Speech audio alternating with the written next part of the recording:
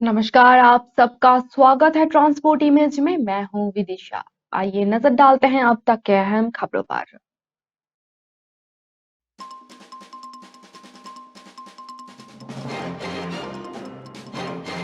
दिल्ली सरकार और एलजी के बीच तनातनी, आपके दो नेताओं को बिजली बोर्ड से किया गया बाहर।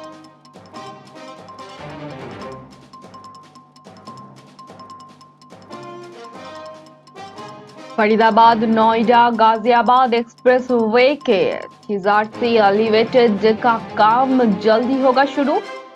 700 करोड़ किए जाएंगे इसमें खर्च।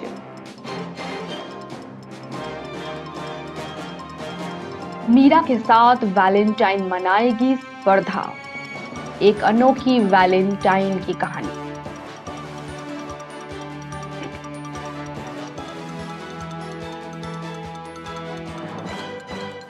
बिजनौर के आमनगढ़ रिजर्व में बाघों को किया जाएगा संरक्षित। पीलीभीत टाइगर रिजर्व के मॉडल पर होगा काम।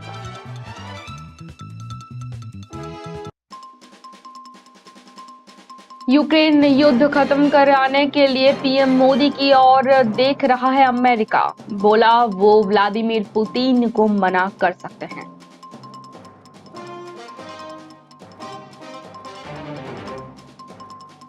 अमेरिकी आसमान में 40,000 फीट पर दिखी कार जैसी संदिग्ध चीज, लड़ाकू विमानों ने मार गिराया।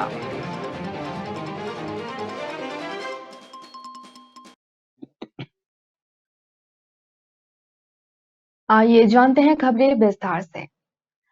आज भी भारत में कई ऐसी ग्रामीण क्षेत्र हैं जहां बिजली की समस्या बहुत ज्यादा है। इस वजह से लोगों को अपना फोन चार्ज करने में काफी दिक्कत होती है। हालांकि अब सोलर मोबाइल चार्जर की मदद से इस समस्या का समाधान हो सकता है। खास है कि ये चार्जर बिजली से चलने वाली चार्जर के मुकाबले काफी सस्ते पड़ती है।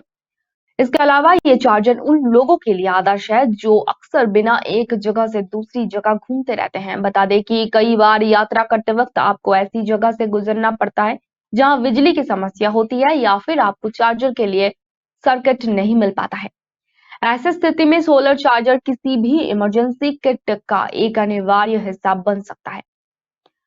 इनको कैरी करना काफी आसान होता है, इसी आसानी से ही कहीं भी ले जाया जा सकता है। सोलर मोबाइल चार्जर की मदद से आप फ्री में अपने मोबाइल को चार्ज कर सकते हैं। आपको इसके लिए बिजली की आवश्यकता नहीं होगी और ना ही जनरेटर या इन्वर्टर की कोई जरूरत पड़ेगी। ऐसे में सोलर चार्जर आपके बिजली के बिल में कटौती कर सकता है।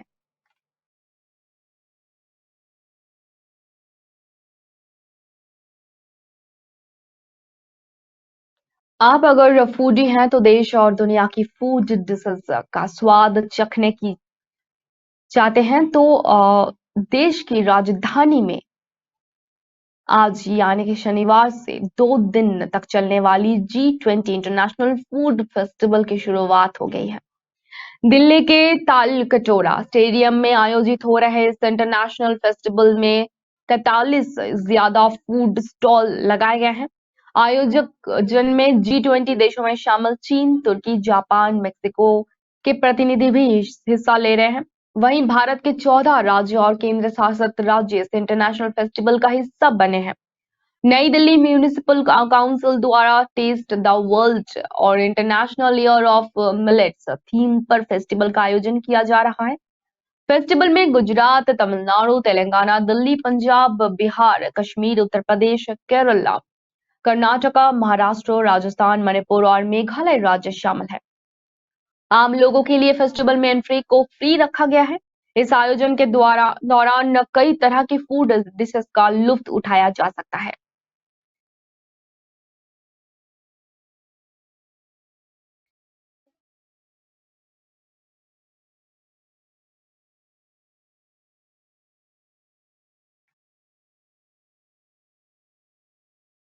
दिल्ली आबकारी नीति कथित घोटाला केस में एक और बड़ा मोड़ आया।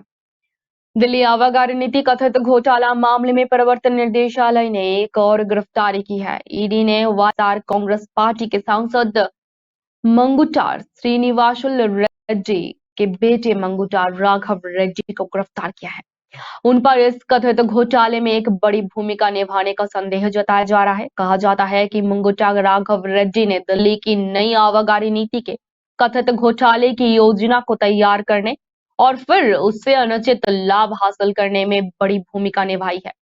करीब एक पखवाड़े पहले अपने दूसरी चार्जशीट में प्रवर्तन निर्देशालय ने कथित तौर पर कहा था कि तेलंगाना के मुख्यमंत्री के चंद्रशेखर राव के बेटे के कविता के साथ राघव रेड्डी इंडोटेक का वास्तविक मालिक है। कथित तौर पर कविता ने व्यवसायी अरुण रामचंद्र पिल्लई के जरिए ही अपनी हिस्सेदारी नियंत्रित किया। उनके साथ व्यवसायी विजय नायर, अभिषेक बेयनपल्ली, उथा गौतम और समीर महेंद्र को सीबीआई ने पिछले साल चार्जशीट में आरोपी बनाया था। इस मामले में अब तक कुल 9 आरोपियों की गिरफ्तारी हो चुकी है।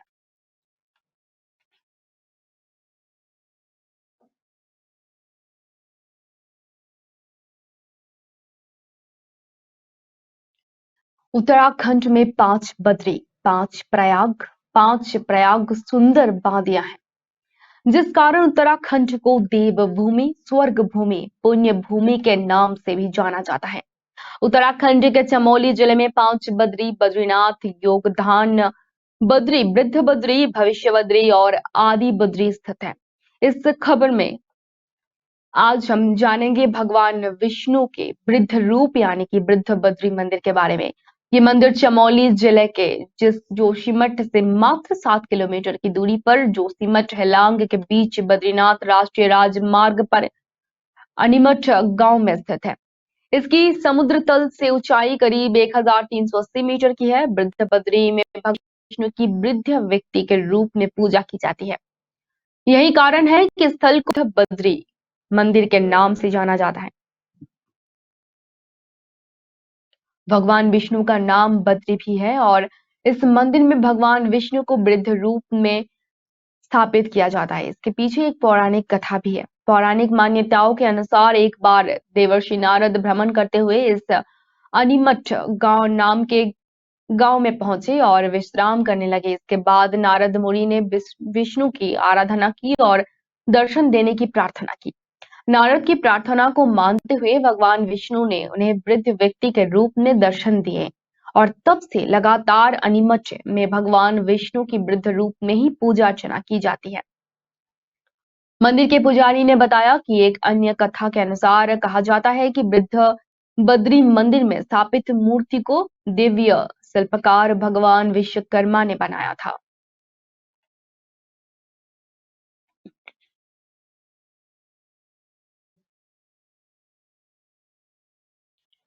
यूपी ग्लोबल इन्वेस्टर समिट 2023 में डेनमार्क सरकार और उत्तर प्रदेश सरकार के बीच गंगा और उसकी सहायक नदी वरुणा की सफाई को लेकर 1000 करोड़ रुपए की समझौते ज्ञापन पर हस्ताक्षर किए गए हैं। डेनमार्क सरकार गंगा की सफाई की निगरानी के लिए वाराणसी में एक स्मार्ट नदी लैब बनाएगी। उत्तर प्रदेश सरकार गंगा की सफाई के संकल्प के साथ लगातार कर रही है। पहले से चल आ रही नमामि गंगे परियोजना से गंगा और उसके सहायक नदियों को साफ बनाने में अच्छी नतीजे मिले हैं।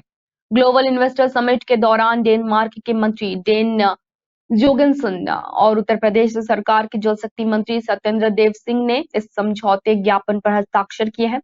डेनमार्क के वैश्विक जलवायु नीति मंत्री डेन जोगेनसन ने यूपी ग्लोबल इन्वेस्टर समिट 2023 में कहा कि भारत दुनिया की एक बड़ी इकोनॉमी है के रूप में उभर रहा है, जबकि उत्तर प्रदेश भारत की शक्ति को बढ़ा रहा है। उन्होंने मुख्यमंत्री योगी आदित्यनाथ जैसे दूरदर्शी नेता के साथ काम करने की मंशा जताई। उन्होंने ये भी कहा कि प्रधानमंत्री नरेंद्र मोदी के नेतृत्व में भारत ग्रीन पार्टनरशिप के जरिए पर्यावरण को बचाने के लिए डेनमार्क के साथ लगातार काम कर रहा है।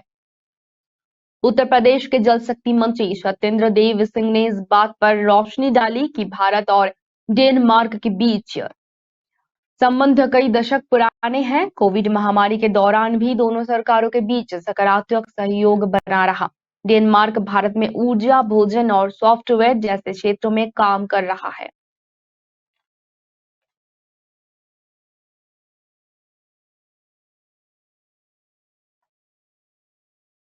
फरीदाबाद, नोएडा और गाजियाबाद से होकर गुजरने वाली लोगों के लिए अच्छी खबर यह है कि फरीदाबाद, नोएडा और गाजियाबाद एक्सप्रेसवे के लिए जमुना पर बनने वाले पुल का रास्ता साफ होता ही अब छिजारसी कट से बनने वाली एलिवेटेड की धूल फांक रही फाइल को खोल दिया गया है। जी हाँ, एलिवेटेड छिदारसी से बोलपुर अंडरपास के पास तक होगी। इसकी लंबाई तकरीबन 650 मीटर के आसपास रहेगी।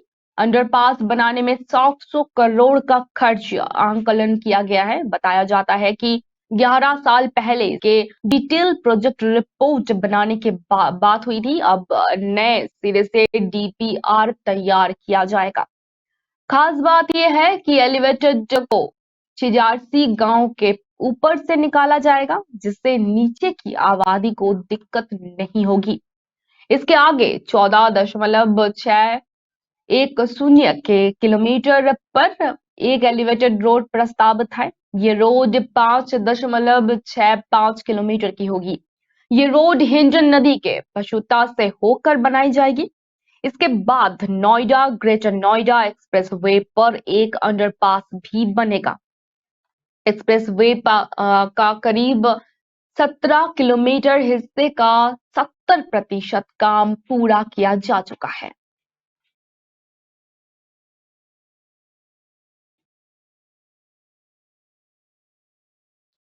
प्यार के महीने फरवरी के 14 तारीख को प्रेमी जोड़े वैलेंटाइन डे सेलिब्रेट करते हैं। अपने प्रेमी या प्रेमिका को सरप्राइज देना या फिर घूमने ले जाना और उनके स्पेशल महसूस करवाना, ये सब इस दिन खूब देखने को मिलता है।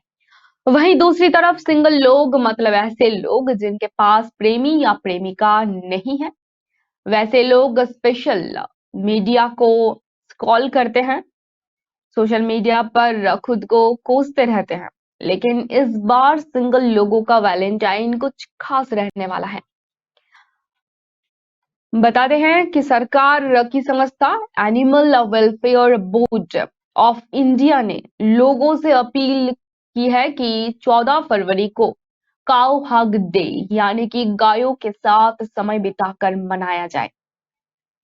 जब से सरकारी संस्था animal welfare board of India ने लोगों से अपील की है 14 फरवरी को काउ हग डे मनाया जाने की, तब से ही सोशल मीडिया पर कई प्रकार के मीम वायरल हो रहे हैं। किसी वीडियो में प्रेमी अपने प्रेमिका के हाथ पकड़ने की जगह गाय के गले में हार पकड़ता है, तो किसी वीडियो में गाय के आगे प्रेमी गाय को गुलाब से प्रपोज करता हुआ दिखता है। पशु कल्याण बोर्ड ने अपने एक बयान में कहा है कि गाय मां की तरह पोषण करती है, इसलिए इसे धेनु और गौ माता भी कहा जाता है। गाय का प्यार अद्भुत है और ये ग्रामीण अर्थव्यवस्था की रीढ़ की हड्डी जैसी है। गाजियाबाद के शालीमार गार्डन स्थित एक तबेले में 26 वर्षीय स्पर्धा चावला रोज गाय के बीच आती हैं और इनके साथ समय आती है, इनको चारा देती हैं। उन्होंने कुछ गाय के नाम भी रखे हैं। जिनकी वो सबसे करीब है उसका नाम मीरा है। रोज उनके साथ वैसा ही व्यवहार करना चाहिए जैसा कि मीरा करती है। वो ये भी समझती है कि गायों को सिर्फ एक दिन नहीं बल्कि हर दिन सम्मान और प्यार मिलना चाहिए समाज में।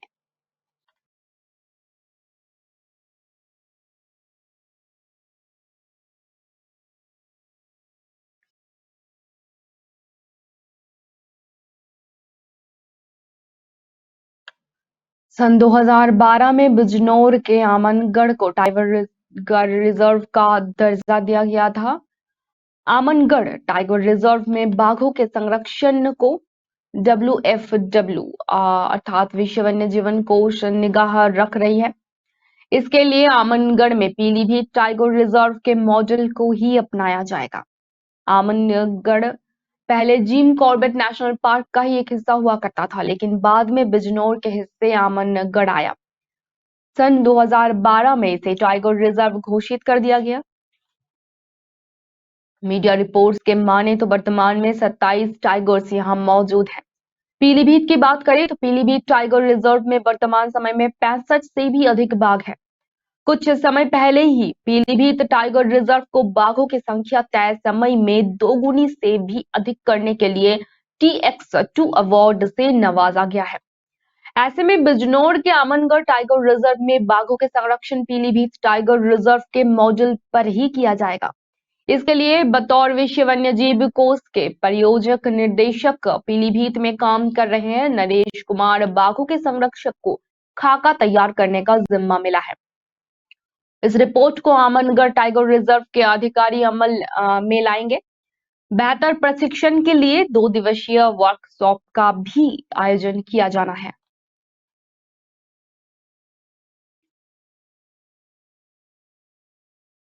पिछले साल 24 फरवरी से जारी रूस यूक्रेन युद्ध को रोकने के लिए अमेरिका हर एक प्रयास कर रहा है। अमेरिका ने आज कहा कि यूक्रेन युद्ध को रोकने के लिए अब भी समय है। अमेरिका अब भारत के प्रधानमंत्री मोदी पर टिकी हुई है। अमेरिका का मानना यह है कि पीएम मोदी यूक्रेन और रूस के बीच की शत्रुता को समाप्त कर सकते हैं। वो युद्ध रोकने के लिए रूसी राष्ट्रपति व्लादिमीर पुतिन को मना सकते हैं। व्हाइट हाउस राष्ट्रीय सुरक्षा परिषद के प्रवक्ता जॉन क्यूवी से प्रश्न किया गया तो क्या पीएम मोदी के लिए यूक्रेन और रूस के बीच युद्ध को रोकने या राष्ट्रपति व्लादिमीर पुतिन को समझाने में बहुत देर हो चुकी है? तो इस जवाब में जॉन कर्वी ने कहा इस सवाल का जवाब देते हुए कि मैं पीएम मोदी के प्रयास का इच्छुक हूं। पुतिन को पीएम मोदी मना सकते हैं। अमेरिका उस हर प्रयास का स्वागत करेगा जिससे यूक्रेन और रूस के बीच की शत्रुता का अंत हो सके। मुझे लगता है कि पुतिन के पास युद्ध को रोकने के लिए अब भी समय है। व्हाइट हाउस के प्रवक्ता ने कहा हमें लगता है कि युद्ध आज खत्म हो सकता है, आज खत्म होना चाहिए। ये बयान महत्व रखता है क्योंकि ये राष्ट्रीय सुरक्षा सलाहकार अजीत डोवल के मॉस्को में रूसी राष्ट्रपति व्लादिमीर पुतिन से मुलाकात के एक दिन बाद आया है। उन्होंने आगे कहा यूक्रेनी लोगों के साथ जो हो रहा है उसके लिए जिम्मेदार व्लादिमीर पुतिन है और वो इसे अभी रोक सकते हैं, लेकिन वो इसके बजाय मिसाइलों की बरसात कर रहे हैं। अमेरिकी जेट द्वारा चाइनीज खुफिया बैलून को मार गिराने के बाद अमेरिकी लड़ाकू विमान ने शुक्रवार को एक और नई वस्तु को मार गिराया है। ये संदिग्ध वस्तु अलास्का में 40,000 फीट ऊपर उड़ रहा था।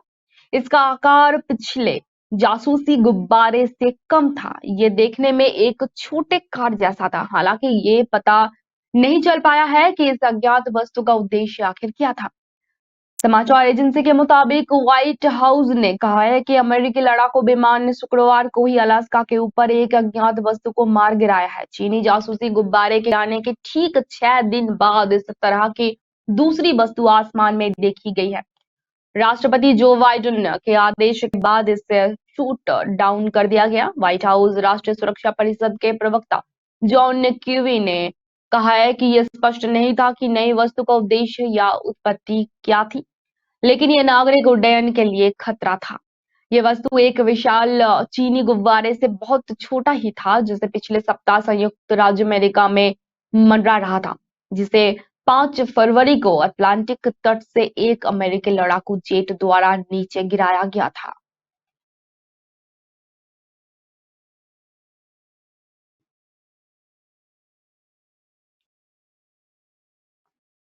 प्रधानमंत्री नरेंद्र मोदी 12 और 13 फरवरी को राजस्थान और कर्नाटक का दौरा करेंगे। इस दौरान राजस्थान में प्रधानमंत्री नरेंद्र मोदी हजारों करोड़ों के रुपए की लागत से तैयार होने वाली परियोजनाओं का उद्घाटन व शिलान्यास करेंगे। प्रधानमंत्री नरेंद्र मोदी 12 फरवरी को राजस्थान के दौसा जिले में दिल्ली मुंबई एक्सप्रेस वे का दिल्ली दौसा लालसोट खंड राष्ट्र का समर्पित करेंगे। वहीं ये खंड दिल्ली से जयपुर की यात्रा के समय को लगभग 5 घंटे से घटाकर 3.5 घंटे कर देगा। पीएम मोदी का राजस्थान और कर्नाटक राज्य में दौरा काफी अहम माना जा रहा है। प्रधानमंत्री नरेंद्र मोदी 13 फरवरी की सुबह 9:30 बजे कर्नाटक के यलहंका में एरो इंडिया 2023 का उद्घाटन करेंगे। मोदी जी एरो इंडिया 2023 के 14वें संस्करण का उद्घाटन करेंगे। राजस्थान में कार्यक्रम के दौरान प्रधानमंत्री 5,940 करोड़ रुपए से अधिक की लागत से विकसित होने वाले 247 किलोमीटर लंबी राष्ट्रीय राजमार्ग परियोजनाओं की आधारशिला भी रखेंगे। इसमें बांदीकुई से जयपुर तक 2000 करोड़ रुपए से अधिक की लागत से विकसित होने वाली 47 किलोमीटर लंबी 4 लेने की स्पष्ट सड़क शामिल है। इसके अलावा लगभग 3775 करोड़ रुपए की लागत से विकसित होने वाली कोटपुतली से बड़ौदानिया तक 6 लेन की स्पर सड़क भी शामिल है। वहीं 150 करोड़ रुपए की लागत से लालसोट करौली खंड के 2 लेन पेव्ड शोल्डर का विकास किया जा रहा है। एरो इंडिया की आधिकारिक वेबसाइट के मुताबिक 109 विदेशियों सहित 807 प्रदर्शकों ने यह लंका में वायुसेना स्टेशन पर आयोजित होने वाले एयर इंडिया शो में भाग लेंगे। एरो इंडिया 2023 में 80 से भी अधिक देशों की भागीदारी देखी जाएगी। लगभग 30 देशों के मंत्रियों और वैश्विक और भारतीय ओईएम के 65 सीईओ के एरो इंडिया 2023 में भाग लेने की संभावना जताई जा रही है।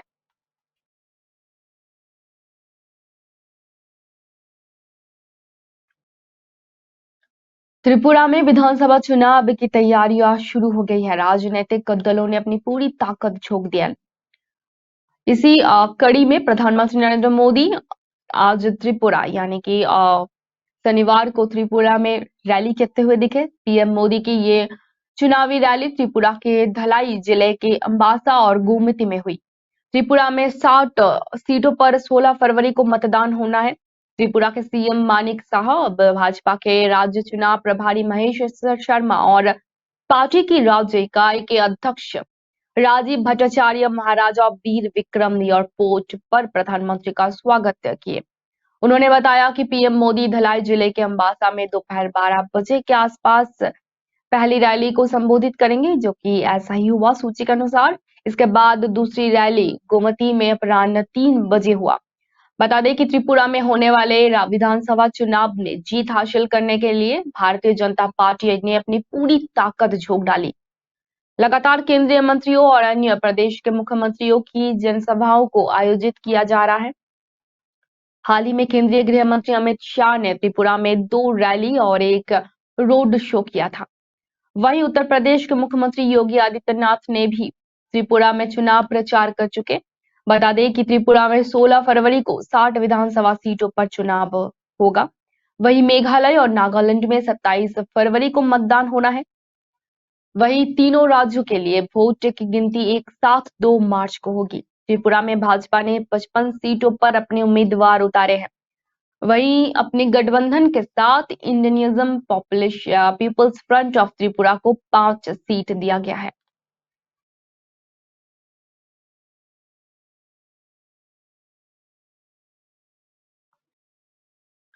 अब तक के लिए इतना ही। धन्यवाद।